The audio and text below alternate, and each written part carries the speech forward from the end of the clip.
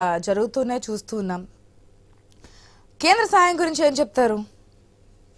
అదే ఇప్పుడే రాష్ట్ర ప్రభుత్వం ఇనిషియల్ ప్రాథమిక నివేదిక ఒకటి తయారు చేసింది.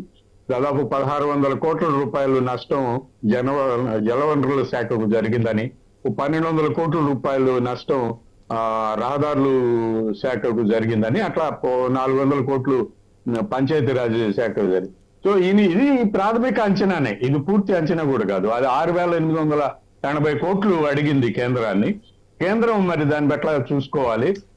కేంద్ర వ్యవసాయ శాఖ మంత్రి స్వయంగా వచ్చి 5వ రోజు 6వ రోజు వచ్చి ఆయన కూడా నీళ్లలో తిరిగి చూశారు కాబట్టి స్వయంగా ఆ వరద నష్టము ఎంత జరిగిందనేది కేంద్ర మంత్రి శివరాజ్ చౌహాన్ కి తెలుసు కాబట్టి ఆయన చొరవ తీసుకోవాల్సిన అవసరం ఉంది. ఆయన చొరవ తీసుకొని కేంద్ర ప్రధానమంత్రితోటి హోంమంత్రితోటి మాట్లాడి నిధులు ఇవ్వాల్సిన అవసరం ఉంది. అయితే బుడమేరికి కరకట్టని పెంచుతాము, మరింత పటిష్టం చేస్తామంటున్నారు. కరకట్ట పెంచడం కాదండి, ఈ కృష్ణలంకలో కట్టినట్టే రిటైనింగ్ వాళ్ళు 2 పక్కల బుడమేరికి కట్టాల్సిన అవసరం ఉంది. విజయవాడ పరిధి వరకు ఖచ్చితంగా రిటైనింగ్ వాళ్ళు కట్టాల్సిన అవసరం ఉంది. ప్రభుత్వం ఆ దిశగా చర్యలు తీసుకుంటే చాలా హర్షణీయం. బహుశా రిటైనింగ్ వాళ్ళు కడితే ఈ ప్రభుత్వాన్ని జనం, ఆ ప్రాంత జనం మర్చిపోరు. అంత జరుగుతుంది. ఈ కరకట్టలను ఎత్తు పెంచడము, పటిష్టం చేయడం, ఎంత పటిష్టం చేసినా ఎంత చేసినా 10 ఏళ్లకే 20 ఏళ్లకైనా సరే అవి కొట్టుకుపోయే ప్రమాదమే ఉంది.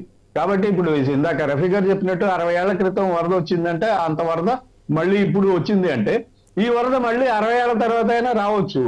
వచ్చినప్పుడు మళ్ళీ ఇదే పని చేస్తాం, మళ్ళీ గడ్లు పూడుస్తాం, మళ్ళీ ఆహార పొట్లాలు విసురుతాం అంటే కుదరదు.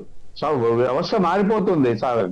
ప్రభుత్వం పర్మనెంట్ సొల్యూషన్ కావాలి. ఎస్ గోపి గారు, ఇప్పుడే కాదు గత నుంచి కూడా ప్రభుత్వాలు, అది జగన్ ప్రభుత్వం ఉన్నా అంతకుముందు చంద్రబాబు ప్రభుత్వం ఉన్నా ప్రజలకి కష్టాలు తప్పట్లేదు. భద్రాచలం పొంగడం, ఆ వాటర్ రావడం, ఆ లోతట్టు ప్రాంతాల వాళ్ళని బోట్లేసి తీసుకురావడం, మళ్ళీ తగ్గడం, వాళ్ళు ఆడపెట్టడం, శాశ్వత పరిష్కారం అని చెప్పి ఎప్పుడో జగన్మోహన్ రెడ్డి చెప్పున్నారు, అంటే ఆ గవర్నమెంట్ ఉన్నప్పుడు. కానీ ఎప్పటికప్పుడు ఆ విధంగానే రోజులు గడిచిపోతున్నాయి తప్ప ప్రజలకైతే అవస్థలు తప్పట్లేదు. ఇప్పటికైనా సరే ఒక పర్మనెంట్ సొల్యూషన్ కావాలి. ఒక 60 years వచ్చినా పెరిగిపోతున్న పొల్యూషన్ పాపులేషన్ ప్రకారం చూసుకున్నా మళ్ళీ ఎప్పుడు రావచ్చు అనేది కూడా ఒక ప్రశ్నే. ఎందుకంటే నెక్స్ట్ ఇయర్ రావచ్చు ఫ్లడ్స్. అవును, ఇప్పుడు ఈ ప్రభుత్వం ముందు ఉన్నాయి 2 విషయాలండి. ఒకటి, ఆక్రమణలు ఏవైతే ఉన్నాయో విజయవాడ నగరంలో బుడమేరుకు అటుపక్క ఇటుపైపు ఈ ఆక్రమణలు తొలగించాల్సిన అవసరం ఉంది. ఆ తొలగించిన తర్వాత 2 వైపులో కూడా రిటైనింగ్ వాల్ కట్టాల్సిన అవసరం ఉంది. ఈ 2 చేయగలిగితే ఈ ప్రభుత్వాన్ని ప్రజలు ఖచ్చితంగా మెచ్చుకుంటారు, హర్షిస్తారు. ఈ పాలకులు బహుశా ఆ దిశగా ప్రణాళికలు సిద్ధం చేసుకుంటే మంచిది. మళ్ళీ బండు ఎత్తు పెంచిన బండుని కట్టని పటిష్టం చేస్తున్నాం అని చెప్పినా కూడా కాంట్రాక్టర్లు బాగుపడడానికే గానీ ప్రజలు సేఫ్టీగా ఉండడానికైతే పనికిరావు ఇవి. సో ఈ ప్రభుత్వం ఆ దిశగా చూడాల్సిన అవసరం ఉందండి. వెంకటరెడ్డి గారు, బహుశా మరి అటువంటి డెసిషన్, ఎందుకంటే రిటర్నింగ్ వాళ్ళనే ప్రతిపాదన వచ్చింది కాబట్టి ఆ దిశగానే ముందు. ఎందుకంటే ఇప్పుడు కృష్ణానది గురించి మాట్లాడుకున్న రిటర్నింగ్ వాళ్ళు కూడా అప్పట్లో ప్రతిపాదన వచ్చినా చంద్రబాబు నాయుడు హయాం నుంచి కదా స్టార్ట్ అయింది ప్రాసెస్ అనేది.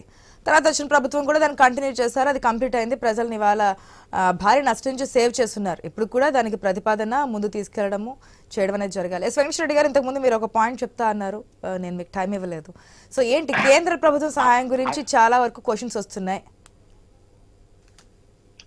ఆశా గారు, ఆ దేశంలో ఇటువంటి విపత్తులు జరిగినప్పుడు కేంద్రానికి ఒక ప్రొసీజర్, ఎన్డీఆర్ఎఫ్ దళాలు ఎట్లా మోహరించాలి, తర్వాత గత 20 ఏళ్ల నుంచి మనం దీన్ని స్టాండర్డ్ ఆపరేటింగ్ చేస్తున్న సందర్భంలో అయితే గౌరవ ప్రతిపక్ష నాయకులు కూడా మాట్లాడుతున్న సందర్భంలో కేంద్రం నుంచి బోట్లు రావడం గాని, తర్వాత వచ్చి ఎన్డీఆర్ఎఫ్ సిబ్బంది రావడం గాని, తర్వాత మిలిటరీకి సంబంధించి